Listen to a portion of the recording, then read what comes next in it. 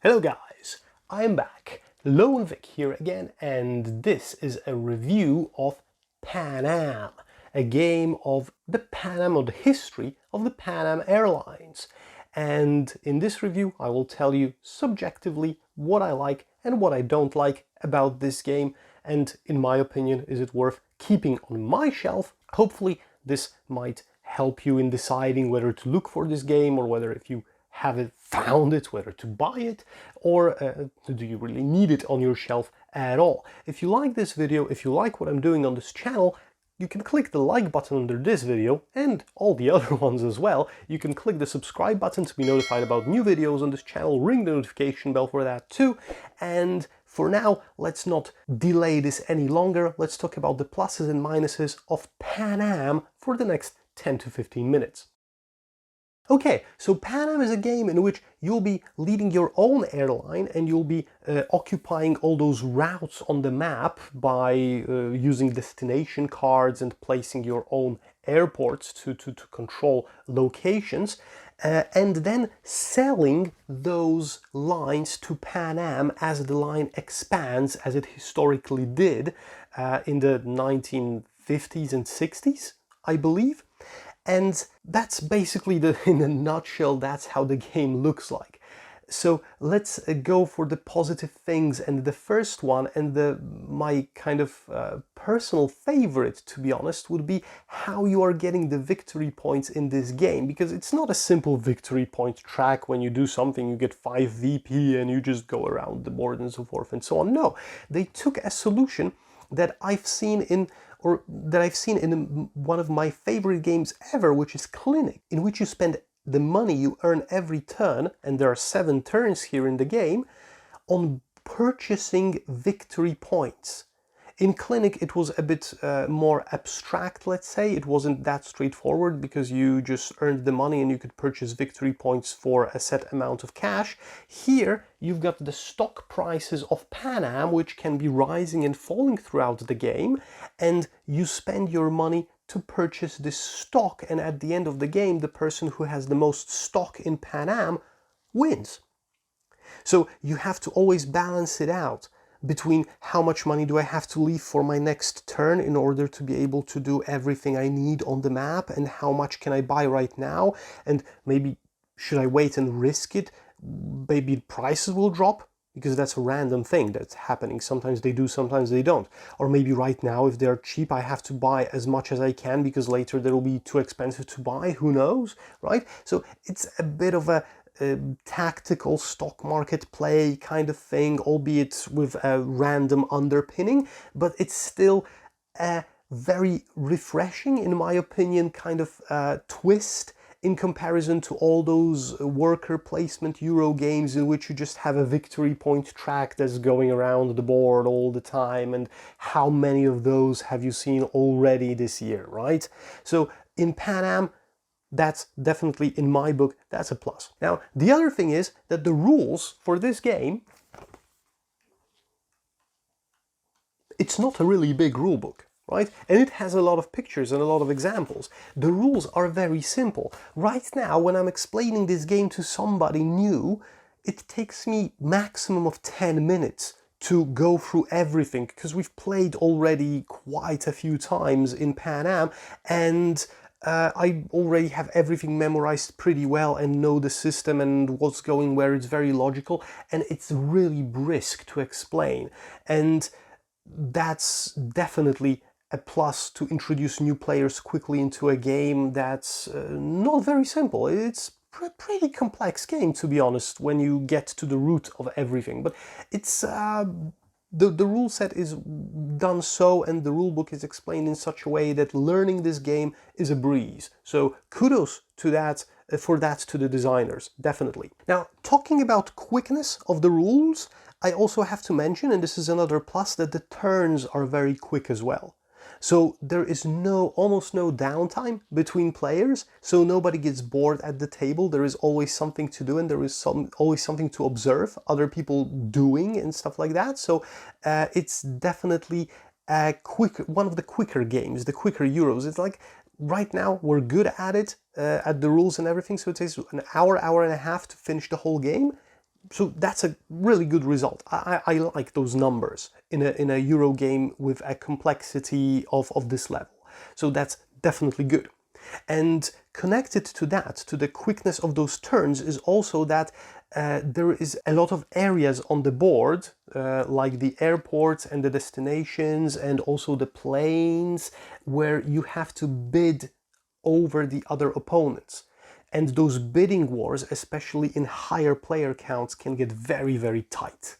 So this is also an element that we like, that you have to, you know, kick people out from some areas because you have more money and you can just, you know, dominate the board at some points. It's very satisfying, and that adds to the dynamics of the game. So definitely a given. And if you are afraid that those bidding wars can be dominated by players having, you know, too much cash stored and just overbidding everybody, then I will just mention one thing when it comes to the rules, that there are always directive cards that you can collect if you're getting outbid or if you know that you have nothing to do in this turn, that can help you out in the next turn, sometimes very, very much, because they can be sometimes very powerful allies, those directive cards, if you want to play them. So there is always an option, albeit, you know, sometimes it can happen that you can be squeezed into a corner because luck isn't on your side, but still it's a pretty fair game, no matter in what situation you find yourself in, especially in the initial turns. And probably the last positive, or two positives to be honest, because there's like two things that are going to be mentioned in this fragment, that I like about the game, that we all like about the game, is how well it is connected to the history of Pan Am, so how strong the theme is in the game. And this is very much present in those event cards that you have, in which you know, some things change on the board because there are some passive effects going on, but there is always some flavor text telling you about the causes, like for example, the US airline installs radios in planes to improve navigation during foul weather, company claims. And this is round one from 1928 or something like that. So you've got, you know, different cards with different dates and with different story aspects to those, and you really kind of see how Pan Am was born as an airline, more or less, right? You've got also some history background in the rulebook, so it's all very connected. And also the artwork is very retro, is very set in those old times of those, like saying, I would say 1950s or something like that when it comes to the graphics, but I'm not an expert. I don't know, maybe it's even earlier, but it's definitely something that doesn't break the immersion. So we like that a lot as well. And even if you look at the rule book and the old school graphics of the cover and everything, it's definitely there, right, when it comes to that. So definitely one of our favorites when it comes to the airline themed Euro game, right? Now, just not to be overly positive with the game, there are a few things that I have to mention that are a bit on the negative side. So let's go through those right now, and then we'll do a quick summary and the video will be over, okay? So one thing that's historically accurate, but for the game it's a bit repetitive, let's say, is that Pan Am always starts in the same place, in Miami. And from there, of course, all the paths branch out into three directions, into the three main routes, but it's always the same place, and you're always finding yourself starting the game playing for the same cities and for the same locations. If you're always starting from Miami, then it's always going to be a given that somebody will be hunting for Havana, and somebody will be hunting for New York, and somebody will be going for for Mexico City, and so forth and so on, because they're the closest, right? The rulebook mentions that you can alternatively start from, where is it? From Rome, which also has all those lines connecting to it. But then again, is that such a big change? Yeah, locations change, some of the routes are oriented differently, but it's still the same game. So it's kind of in the back of your head, it can get a feeling of being repetitive because of that, but we didn't find it as much of a problem, but I still thought I need to mention this one. Now, another thing that's kind of bothered us during some of the playthroughs was that when you get to the round in which, to the phase in which Pan Am starts buying out your routes, it's being decided through a roll of the die. So there is one side on this case D6, because it's a D6 die that you're rolling, that allows you to sell any of your lines to Pan Am, no matter where it is in the world. But all the other sides tell you that one or two directions Pan Am is going to expand into. And sometimes, very rarely, but sometimes we had a game where we had such bad rolls that one of those lines, like for example the European or the South American one, wasn't purchased at all. And I know you'll say that, you know, you can just diversify and go in different directions just to make sure that you will be bought out eventually. But still, kind of thematically, it kind of doesn't really fit.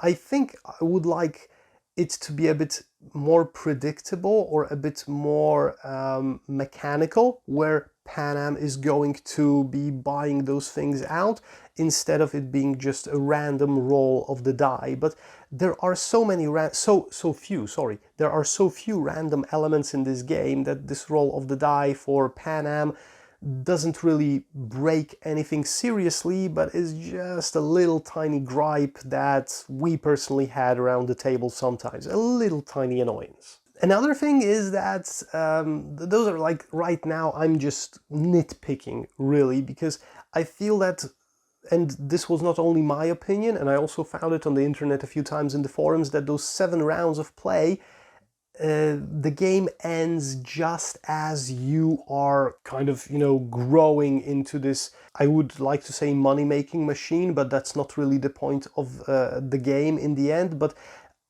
that you are growing more powerful because you have a fleet and you have more destination cards, and you can, you know, wrap up the map a bit more, and Pan Am still can expand because over those 7 rounds they won't be able to buy out everything, and that there is a possibility.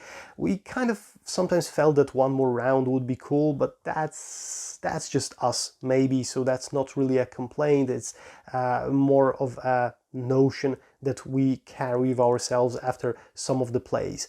2 last things that I will mention about Pan Am is that the less players are at the table, and this is a game from 2 to 4 players, I think the less fun it is. Because with 2 players, as I was playing it, you get more engineers with 2 players, because 2 players, each of you has 5 engineers, which are those workers that you place for bidding, and with 4 players you only get 3 of those. But it's more crowded still. It's more crowded with 4 players than with 2.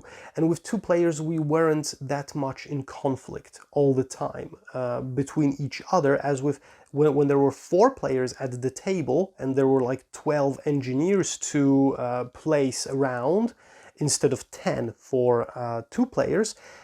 There was always somebody that you were playing against, and you had different enemies in different corners of the table, and sometimes you were overbidding here and overbidding there. So your negativity wasn't as focused as in a 2-player game, but it also was a bit more crowded because of those 2 engineers around the board. And this was, I think, kind of maybe more satisfying in my opinion, but still it's kind of a feeling that with more players it plays better. And the thing that I'm missing here as well is a solo mode, to be honest, because I would like to try to play it solo, but the rulebook, the box, doesn't provide any means of playing a solo game here. And I feel that with an automated opponent, figuring out which routes to purchase and which planes to go and which destinations to take, just to be, you know, just to plan ahead and so forth and so on, it might be a good puzzle for a single player, but alas, I have no possibility to check it. And that's it. That's the whole list of my complaints, to be honest.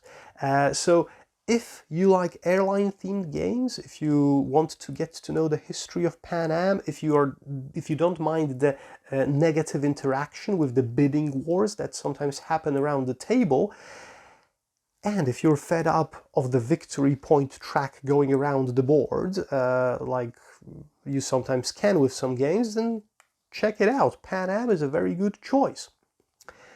And that's it from me for today.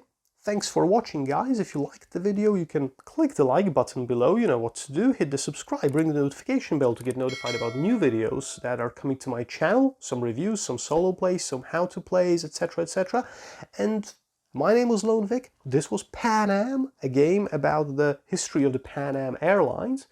And see you in my next video, hopefully very, very soon. And for now, have a great day. Play a lot of board games. Hopefully you have time. And bye-bye.